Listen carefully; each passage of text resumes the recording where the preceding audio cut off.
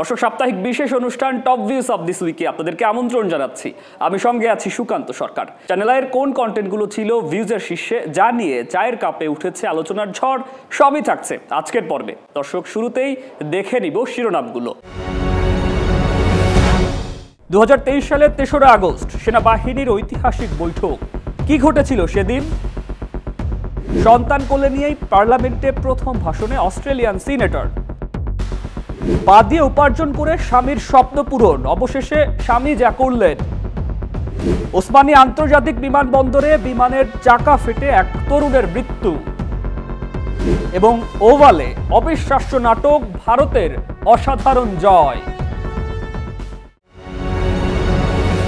3রা August 2024, ঠিক এক বছর আগে সেনাবাহিনী অফিসারদের এক বৈঠক তৎকালীন প্রধানমন্ত্রী শেখ হাসিনার ভাগ্য নির্ধারণ করে দেয়। এই বৈঠকে সেনাবাহিনী অফিসাররা জনগণের পাশে দাঁড়ানোর এক ঐতিহাসিক সিদ্ধান্ত গ্রহণ করে, যে সিদ্ধান্ত শেখ হাসিনার প্রস্থান নিশ্চিত করে। আমরা বিস্তারিত দেখব সাজিদ আব্দুল্লাহর রিপোর্টে। 3 আগস্ট 2024, ঠিক এক বছর আগে এদিন বাংলাদেশ সেনাবাহিনীর অফিসারদের এক সভা তৎকালীন প্রধানমন্ত্রী শেখ হাসিনার ভাগ্য নির্ধারণ করেছিল। দেশের সব সেনানিবাস থেকে সরাসরি অথবা ভার্চুয়ালি অংশ নেয়া অফিসাররা বৈঠকে জনগণের পাশে দাঁড়ানোর এক ঐতিহাসিক সিদ্ধান্তে উপনীত হন। এই সিদ্ধান্তই শেষ পর্যন্ত হাসিনার প্রস্থানকে নিশ্চিত করে। তীব্র আন্দোলনের মুখে এর আগে 19 জুলাই মধ্যরাত থেকে সারা দেশে মোতায়েন করা হয়েছিল সেনাবাহিনী, পুলিশ, এলিট ফোর্স, র্যাব ও আধা সামরিক বাহিনী। বিজিবির গুলিতে নিহত হয়েছিল কয়েকশো প্রাণ। পরিস্থিতি ছিল চরম উত্তেজনাপূর্ণ। পুরো দেশ তাকিয়েছিল সেনাবাহিনীর দিকে। তারা কি অন্য বাহিনীর সঙ্গে মিলে আন্দোলন দমন করবে, নাকি রক্তপাত থামাতে এগিয়ে আসবে? 2 আগস্ট সন্ধ্যা থেকে সামাজিক যোগাযোগ মাধ্যমে সেনাবাহিনীর একটি বিজ্ঞপ্তি ছড়িয়ে পড়ে। তাতে বলা হয়, সেনাপ্রধান জেনারেল ওয়াকারুজ্জামান, যিনি মাত্র কয়েক সপ্তাহ আগে 23 জুন দায়িত্ব নিয়েছিলেন, পরের দিন তার প্রথম অফিসার্স অ্যাড্রেস আহ্বান করেছেন। ইতিহাস সাক্ষী যে ওই বৈঠক থেকে সেনাবাহিনী সেদিন জনগণের পক্ষে সিদ্ধান্ত নিয়েছিল। 3 আগস্টের গুরুত্বপূর্ণ বৈঠকে তরুণ অফিসাররা দৃঢ়ভাবে বলেন, নিজেদের জনগণের ওপর গুলি নয়। সেনাপ্রধানও ঘোষণা দেন, এখন থেকে গুলি নয়। এই সিদ্ধান্তের 48 ঘণ্টার মধ্যে শেখ হাসিনার পদত্যাগ ও প্রস্থানের পথ খুলে দেয়।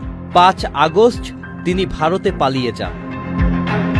ওই সময় সেনাবাহিনীর অভ্যন্তরীণ সিদ্ধান্ত নিয়ে তেমন কোনো প্রতিবেদন প্রকাশ করা সম্ভব হয়নি। তবে আইএসপিআর এর বিজ্ঞপ্তিতে সেনাপ্রধানের বক্তব্যের ইঙ্গিত পাওয়া যায়। বাংলাদেশ সেনাবাহিনী জনগণের স্বার্থে এবং রাষ্ট্রের প্রয়োজনে সব সময় জনগণের পাশে থাকবে। হাসিনার প্রস্থান পরবর্তীতে আরও বিস্তারিত তথ্য প্রকাশ পায়। সেদিন অংশগ্রহণকারী অফিসারদের ভাষ্যে দুপুর 1:30টায় শুরু হয়ে 10 মিনিটের বিরতি সহ বৈঠকটি প্রায় 1.5 ঘণ্টা স্থায়ী হয়। জেনারেল ওয়াকারুজ্জামান তার 30 মিনিটের উদ্বোধনী ভাষণে ব্যাখ্যা করেন কেন সরকারের নির্দেশে সেনাবাহিনীকে বেসামরিক প্রশাসনের সহায়তায় মোতায়েন করা হয়েছিল। তিনি বলেন, সংকটময় মুহূর্তে সরকার চাইলে আমরা মোতায়েন হতে বাধ্য। তবে তিনি স্পষ্ট করে যোগ করেন, সেনারা কাউকে হত্যা করেনি। পরিস্থিতি নিয়ন্ত্রণে সেনারা কোথায় কত রাউন্ড গুলি ও ফাঁকা গুলি ছুড়েছে তার পরিসংখ্যানও দেন তিনি। এ সময় তিনি 2টি গানের কথা উল্লেখ করেন। এর একটি, আমি তো প্রেমে পড়িনি, প্রেম আমার উপরে পড়েছে। এর মাধ্যমে তিনি বোঝাতে চেয়েছেন, তিনি এ সংকট ডাকেননি, বরং সংকট নিজেই সেনাবাহিনীর সামনে এসে দাঁড়িয়েছে। প্রয়াত আয়ুব বাচ্চুর আরেকটি গান, আর বেশি কাদালে উড়াল দেব আকাশের কথা উল্লেখ করেন তিনি, যা সকল সেনা কর্মকর্তাই আবেগঘনভাবে উপলব্ধি করেন। এরপর তিনি মাঠ পর্যায়ের বাস্তবতা জানতে অফিসারদের আহ্বান জানান। ব্রিগেডিয়ার জেনারেল এবং ঊর্ধ্বতনদের কথা বলতে নিরুৎসাহিত করা হয়, যা কিছু সিনিয়রদের হতাশ করলেও জুনিয়রদের আত্মবিশ্বাসী করে তোলে। ক্যাপ্টেন, মেজর, লেফটেন্যান্ট কর্নেল পর্যায়ে 6 থেকে 7 জন অফিসার সেদিন সরাসরি মতামত দেন। এক অফিসার বলেন, খুলনায় টহলরত সেনাদের উদ্দেশ্যে আন্দোলনকারীরা যে অপমানজনক শব্দ ব্যবহার করেছে তা স্বাধীন বাংলাদেশে কখনো শোনা যায়নি। তিনি আবেগ আপ্লুত হয়ে প্রশ্ন করেন, কিসের জন্য, কার জন্য? রাজশাহী মেডিকেল কর্পসের এক নারী অফিসার বাংলায় লেখা এক আবেগঘন বক্তব্য পাঠ করে বলেন, দেশের প্রতিটি মা আজ এই মৃত্যুর জন্য কাঁদছে। তিনি তার প্রতিবেশী মীর মুগ্ধর কথা উল্লেখ করেন, যে মুগ্ধ উত্তরায় আন্দোলনকারীদের পানি বিলাতে গিয়ে নিহত হন।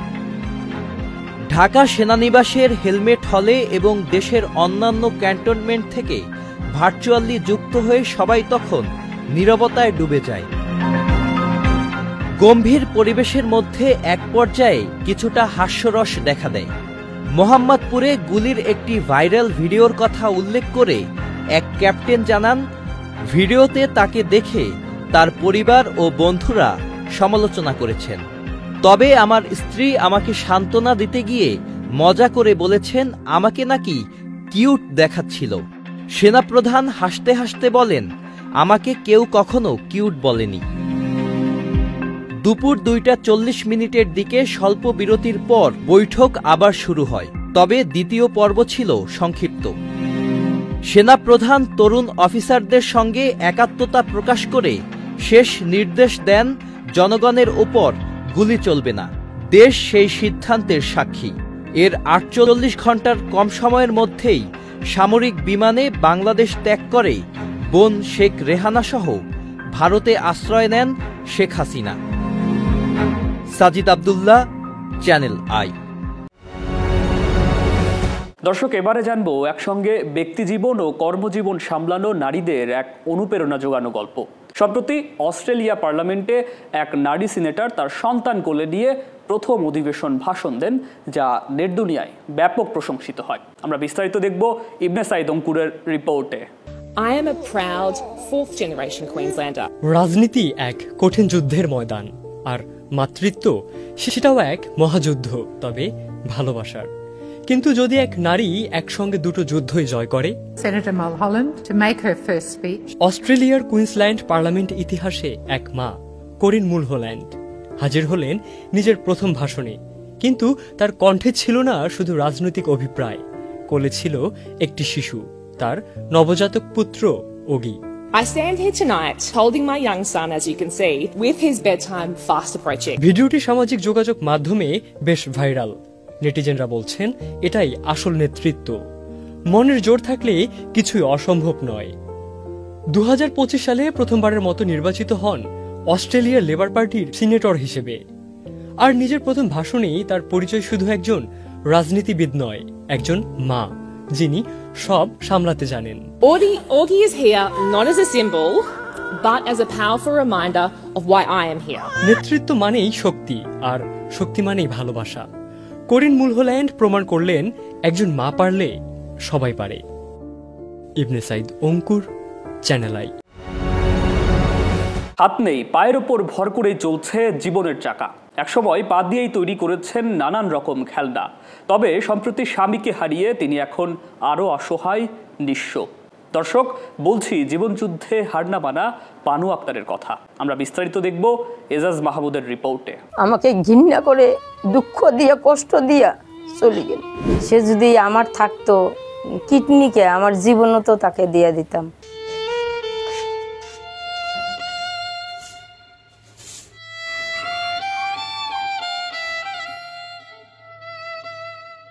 এক সময় কারো সাহায্য ছাড়াই পা দিয়ে শুয়ের ছিদ্রে সুতা গেঁথে তৈরি করতেন ভারী রঙের পুতুল, শোপিস আর মহিলাদের ব্যাগ। কিন্তু আজ সেই রঙিন স্বপ্নের জায়গায় জায়গা করে নিয়েছে এক টিনের মুদি দোকান। বলছি জীবনযুদ্ধে হার না মানা এক সংগ্রামী নারী বানু আক্তারের কথা। এখন তো পুতির কাজ নাই, এখন পুতির কাজ চলে না, দর্জির কাজও করি না, মেশিনটা নষ্ট।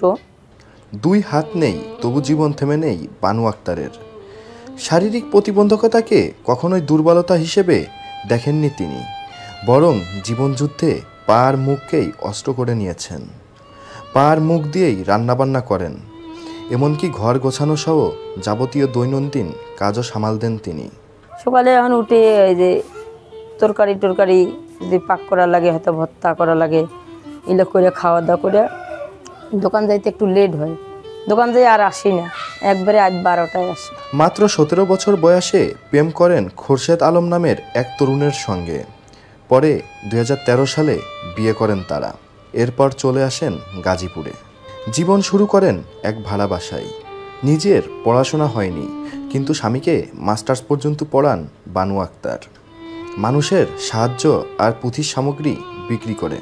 আমার স্বামীকে আমি যেমন বাবা মা সন্তানক লেখাপড়া করায়, সেরকম আমি আমার স্বামীকে লেখাপড়া করাইছি। সে অনেক কষ্ট করছে এখানটায়, কষ্ট করে সে মানুষের কাছে হাত পাইতা, যা টাকা পয়সা নিয়ে আসা ছেলেটাকে লেখাপড়া করাইছে। আর সে অনেক কষ্টে জীবনযাপন কাটায়।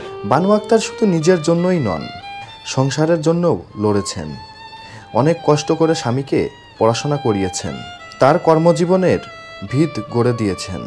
মানুষের দ্বারে দ্বারে ঘুরে তাকে দিয়েছেন সচিবালয়ের চাকরি। খালি লেখাপড়ায় করাইছি না, চাকরিও দিছি, সচিবালয় একটা সরকারি। হাজবেন্ডে সংসদ ভবনে চাকরি নিয়ে দিয়েছিল, আরও সংসারটা একটু ভালোভাবে চলতো। কিন্তু সেই স্বামী কিছুদিন পর তাকে ছেড়ে চলে যান, বিয়ে করেন অন্য নারীকে। সন্তান নিয়ে বিপদে পড়ে যান বানু। পুরনো কষ্টের স্মৃতি তুলে ধরতেই চোখে জল এসে যায় বানু আক্তারের। বিচার দেন আল্লাহর কাছে। আজকে আমি প্রতিবন্ধী বলে সে আমাকে ঘৃণা করে, দুঃখ দিয়া, কষ্ট দিয়া চলে গেল। সে যদি আমার থাকতো, কিডনিকে আমার জীবনও তো তাকে দিয়ে দিতাম। আমি নয় প্রতিবন্ধী, তার সন্তান তো প্রতিবন্ধী না, তার খোঁজ খবর নেয় না। আল্লাহ আছে, আল্লাহ উপর একটা ভরসা রাখি যে আল্লাহ সৃষ্টি করছে, হে আল্লাহ যেন আমার বিচারটা আমাকে পাইয়া দেয়। প্রতিবন্ধী হয়েও কারোর বোঝা নন বানু। সমাজের অনেক সুস্থ মানুষের চেয়েও অনেক বেশি স্বাবলম্বী বলে জানান প্রতিবেশীরা। আমরা যে দৈনিক যে আয় রোজগার করি, সে প্রতিবন্ধী অবস্থায়ও আমাদের চেয়ে আমি মনে করি যে অনেক ভালো মানে ইনকাম করে বা ভালোভাবে চলে। সে একজন প্রতিবন্ধী হলো, সে নিজেরটা নিজে ইনকাম করে খায় এবং কারো কাছে হাত পাতা সে মানে আশাবাদী নয়। বানু আক্তারের গল্প শুধু সহানুভূতির নয়, এটা অনুপ্রেরণার গল্প, যেখানে প্রতিটি সংগ্রামেই লুকিয়ে আছে এক বিজয়ের বার্তা। Ejaz Mahmud, channel I.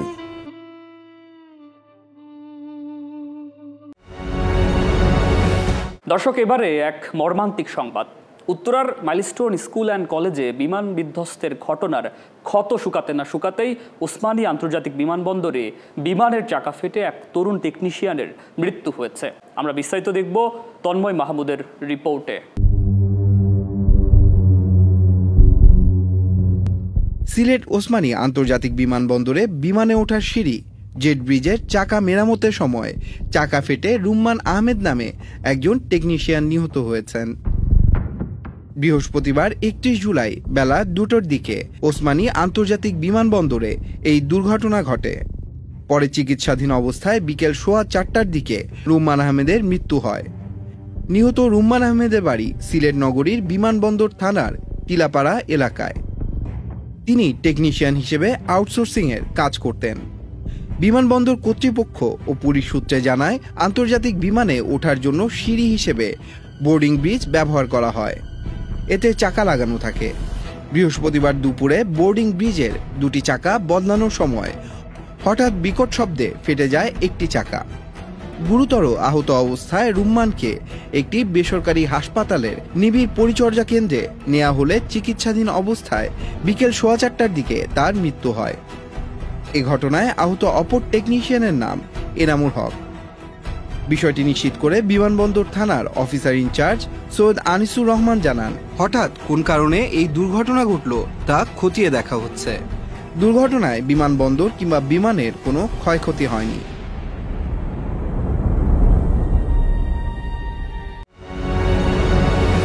ভারত ও ইংল্যান্ডের মধ্যে ওভালে অনুষ্ঠিত নাটকীয় টেস্ট ম্যাচে মোহাম্মদ সিরাজের অসাধারণ বোলিং নৈপুণ্যে 6 রানে জয় পায় ভারত। ইংল্যান্ডের শেষ ব্যাটসম্যান অ্যাটকিনসনকে বোল্ড করে সিরাজ ম্যাচটি ভারতের করে দেন এবং Siraj man of the match হন। আমরা বিস্তারিত দেখব আহমেদ শাফির রিপোর্টে। ওভালে আরও একবার উঠে আসলো টেস্ট ক্রিকেটের সৌন্দর্য। টেস্ট ক্রিকেটে বুঝার উপায় থাকে না জয়ের পাল্লা কার দিকে কখন ঝুঁকে যায়। 5 দিনের ম্যাচটি যে ক্ষণে ক্ষণে রং বদলায়। ইংল্যান্ড ভারত সিরিজের ওভাল টেস্টেও তেমনি রং বদলিয়েছে। খলনায়ক হতে হতে নায়ক বনে গেলেন ভারতীয় পেসার মোহাম্মদ সিরাজ। অন্যদিকে জোড়া সেঞ্চুরি করেও ম্যাচ বের করে নিয়েও পরাজিত দলে জো রুট, হ্যারি ব্রুক। রুদ্ধশ্বাস টেস্টে 6 রানে জিতেছে ভারত। এ জয়ে সিরিজে সমতায় ফিরেছে শুভমান গিলের ভারত। জেমস অ্যান্ডারসন সচিন টেন্ডুলকার ট্রফির 5 ম্যাচের সিরিজটি ড্র হয়েছে 2-2-এ। শেষ দিনে নাটকীয় কিছুর অপেক্ষায় ছিল ওভালের দর্শকরা। তবে প্রথম 2 বলে 4 মেরে নিজেদের লক্ষ্যটা কি সেটা জানিয়ে দেয় ইংল্যান্ড। প্রসিদ্ধ কৃষ্ণাকে টানা 2-4 মেরে স্বাগতিকদের দারুণ সূচনা এনে দেন জেমি ওভারটন। অবশ্য ভারতও ছেড়ে কথা বলেনি। পঞ্চম দিনের দ্বিতীয় ওভারে বোলিংয়ে এসে ইংল্যান্ডের শেষ স্বীকৃত ব্যাটার জেমি স্মিথকে উইকেট রক্ষক ধ্রুব জুরেলের হাতে ক্যাচ বানান মোহাম্মদ সিরাজ। ম্যাচ জমতে থাকে আর ম্যাচ জমানোর কারিগর যে মোহাম্মদ সিরাজ। দিনের প্রথম উইকেট নেওয়ার পর দ্বিতীয় উইকেটটিও তিনি নিয়েছেন। সেই রেস কাটতে না কাটতেই ইংল্যান্ডের 9ম উইকেট তুলে নেন কৃষ্ণা। জশ টাংকে দুর্দান্ত এক ইয়র্কারে বোল্ড আউট করেন, যে কারণে দলকে উদ্ধার করতে ভাঙা হাত নিয়ে মাঠে নামতে হয় ক্রিস ওকসকে। শেষ উইকেটে সমীকরণ দাঁড়ায় 17 রানের। জয়ের জন্য যখন প্রয়োজন 7 রান, ঠিক তখন দারুণ এক ইয়র্কারে স্টাম্প উপড়ে ফেলেন সিরাজ। তাতে খলনায়ক থেকে নায়ক বনে যান ভারতীয় এই পেসার।